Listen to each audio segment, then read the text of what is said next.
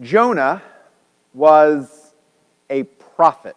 Sometimes we think of prophets as people who foretell the future, but that's not exactly what a prophet does. A prophet speaks on behalf of God. God comes to the prophet, gives the prophet a message for the people or a message for a ruler, a king, and says, go tell the people this message. And the prophet goes and does that. The prophet's like a messenger, a spokesman for God. And in the very first verse of the book of Jonah, God comes to the prophet Jonah and sends him to the ancient city of Nineveh to tell the Ninevites that they must cease their wicked ways, that they must turn from them and turn to God, and if they do, then God will relent from punishing them. So Jonah, at this point, is in Israel. He's near a port city called Joppa, known today as Jaffa. And he goes down to the port, buys a ticket for a boat that is not going to Nineveh, but is going to another city called Tarshish. Nineveh is in modern-day Iraq. Tarshish is in modern-day Spain. I don't know how good your geography is. But Iraq and Spain are not close to one another. In fact, from Israel, they are the exact opposite direction from one another. So God told Jonah to go to Nineveh, and he got in a boat for Tarshish. Exact opposite direction. As the boat set sail into the Mediterranean on its way to the Spanish coast, it hits a storm. And it's a bad storm. And the captain and the crew try to do their best to save the boat. They try and row the boat towards shore. They try throwing cargo overboard to make the boat more buoyant and not sink. But the more that they do this, the more they try to save themselves, the worse the storm gets, to the point where they realize that this storm is so comically bad that it can't just be a normal storm. The only way you get a storm this bad is if God is mad at somebody on the boat. So they decide to cast lots, which is sort of like the ancient version of drawing straws. And they draw a straw for each person on the boat, and who gets the short straw but Jonah. And so they go and they confront Jonah and say, what have you done to anger God that we have this huge storm? And you would think that Jonah would be like, oh, I don't know what you're talking about. The storm's not my fault. But he doesn't bother with that at all. He immediately says, yep. This storm is definitely my fault. And he says, the only thing you can do is throw me overboard. Which is interesting for at least two reasons. One is because that's probably not the only option that Jonah could have said to them. What's another option? He could have told them to turn the boat around, maybe. Maybe if they started going in the right direction, the storm would have stopped. But he says, no, throw me overboard. The other reason this is interesting is because the crew and the captain aren't excited by this option. They're not excited at the prospect of throwing a passenger overboard, probably because something like that requires lots of paperwork, and your insurance premiums are going to go up, and if another passenger sees what's going on, they might give you a bad Yelp review. And so they don't want to do this, and so they go back to rowing as hard as they can, and throwing things overboard until they realize, all right, the only thing we can do from keeping this ship from going to the bottom of the sea is throwing this guy overboard. So they throw Jonah overboard. And as soon as they do, of course, the wind stills. The storm calms. And Jonah sinks all the way to the bottom of the Mediterranean to the point where the seaweed starts wrapping itself around his ankles. And then comes along a whale. You ask anyone on the street corner, what do you know about the story of Jonah? 99.9% of the time, they're going to be like, that's the dude that was swallowed by a whale. So the whale comes by and swallows him, saving him from drowning. And he lives in this fish's belly for 3 days, while the fish swims him all the way to the shores of Iraq. And then in this version, this translation, which I think is pretty accurate, the Lord commanded the fish, and it spewed Jonah out upon dry land. I cannot imagine that dwelling in that fish for 3 days would have been all that pleasant. I cannot imagine being thrown up on the shores of Iraq by the fish would be all that pleasant either. But there Jonah is, dripping wet, smelling like the inside of a fish, and the word of the Lord comes to Jonah again and says, go to Nineveh and tell them to stop their wicked ways and turn to me, and I will relent from punishing them. The book of Jonah then gives us this interesting detail that the city of Nineveh was a 3-day journey across from one edge of the city to another edge of the city, which may sound a little ridiculous. I mean, New York City isn't a 3-day journey from one end to the other. However, Nineveh isn't just a city. Nineveh is a region. To this day, there's a region in Iraq called the Nineveh Plains, a part of which Nineveh is the city, but there's a whole bunch of other cities and towns that surround it. That's probably what the book is referring to.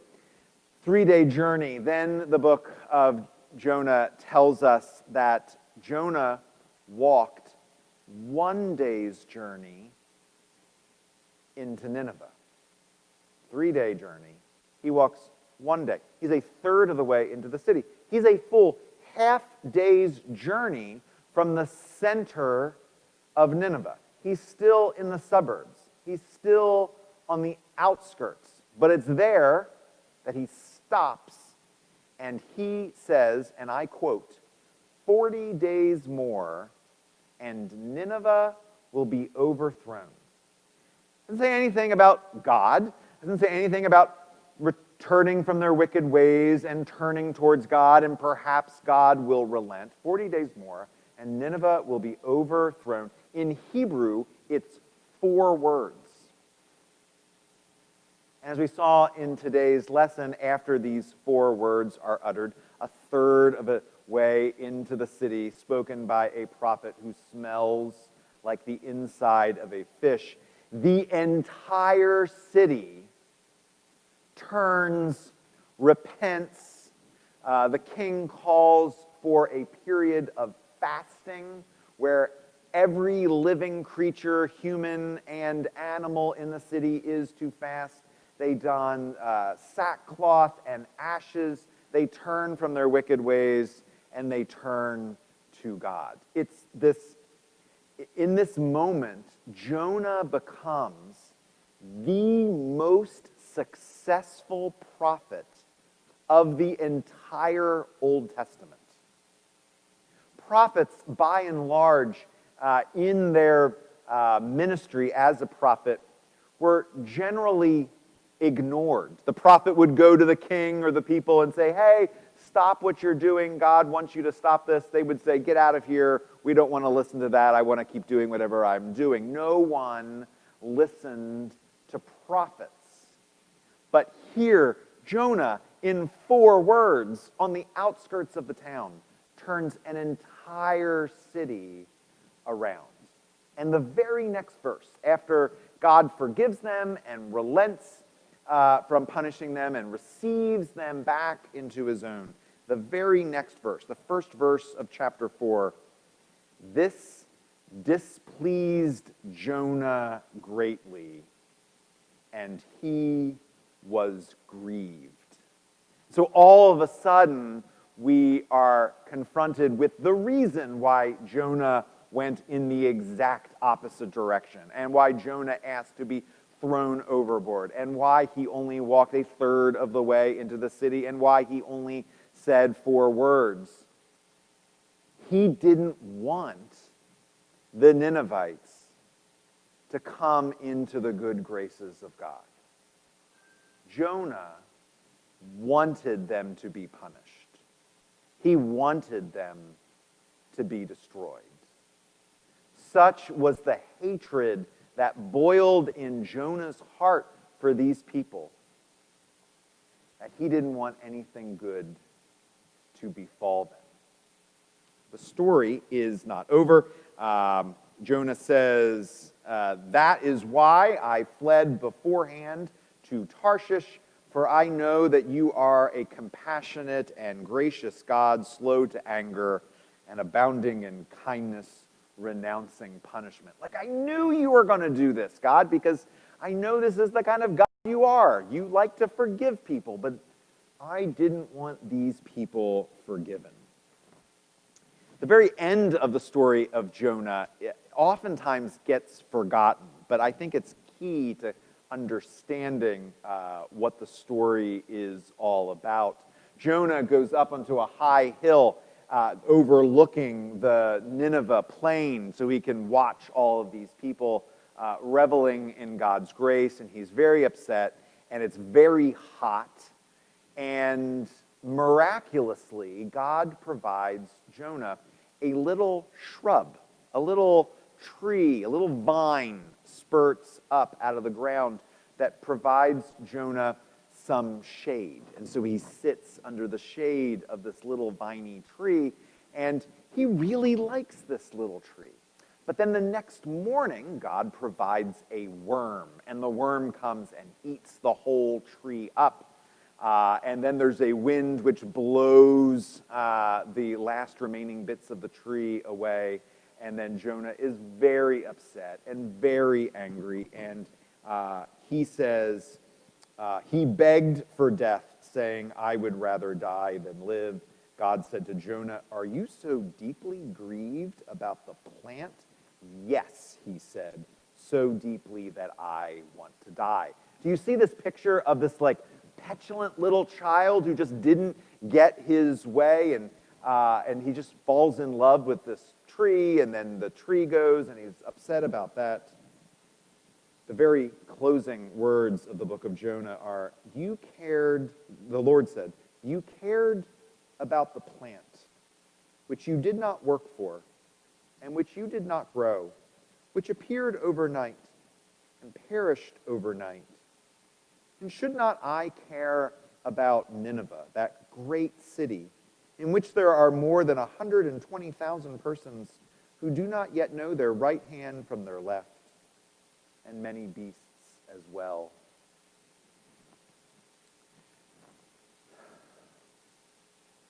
The story of Jonah, as you can tell, I kind of like it. I've always loved Jonah.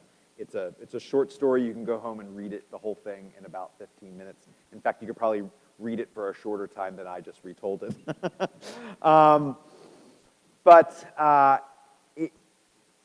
There's a sort of dark message to this story.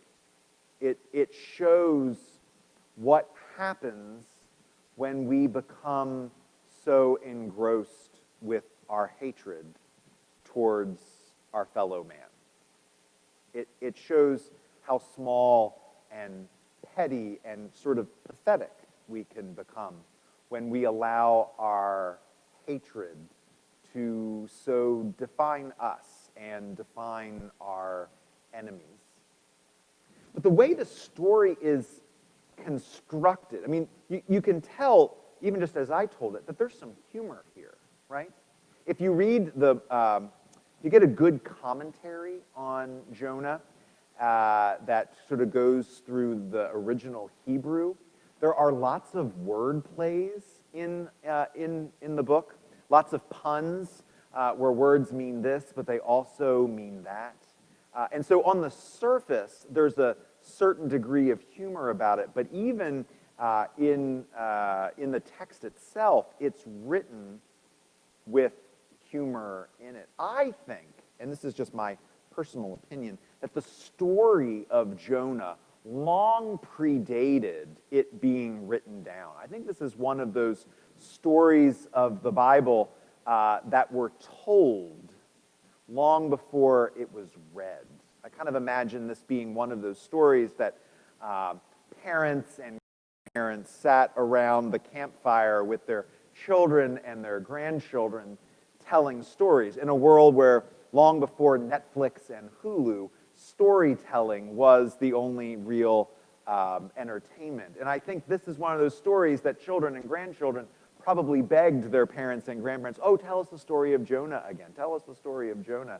Because it's cute and it's lovely and it's funny. And I would imagine those little children would be giggling around the campfire as they heard the story of Jonah. And they laughed at Jonah being so petulant about that little tree and wanting to be thrown overboard and all of that. But like any good story that is told with humor and satire and all the rest, there is that hard kernel of truth that would have been passed on lo those many years and lo those many campfires. That we can choose to live like Jonah, or we can choose to live more like God, who is compassionate and gracious and slow to anger and abounding in kindness. I mean, it is something that this story that is probably somewhere around 3,000 years old, that its core message sounds like it could have been written yesterday. The story that would have been so necessary in that 3,000 years ago when people were living in tribal societies that were violent beyond our wildest imagination, that we probably need to hear the story of Jonah every bit as much today as they did back then. 3,000 years passed, and we still haven't gone all that far, because there still is that little bit inside of us that is a little bit like Jonah, unwilling to let down our grudges towards others. We can choose to be like him, or we can choose to not be like him. We can choose to continue the cycle of hatred in our world, or we can choose to break that cycle of hatred.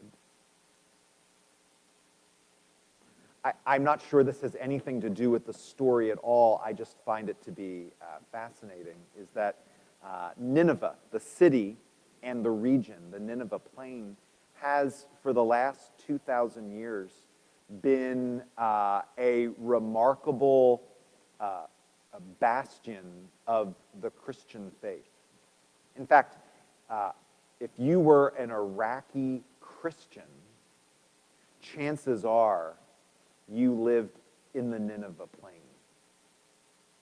There are churches and faithful Christians that have been living there for hundreds and thousands of years. Within the last decade, of course, with the rise of ISIS, those Christians suffered the most heinous of things.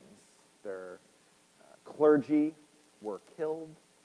Christian children who had just been baptized were killed in horrific ways. They would go into a church, they would pile up all of the wooden pews in the center and set them on fire and burn the whole church to the ground. But now that ISIS is basically no more, at least not in the Nineveh plain, Christians are returning, and they're rebuilding their churches, and they're rebuilding their life of faith right there in their homeland, not mired in hatred, but in love.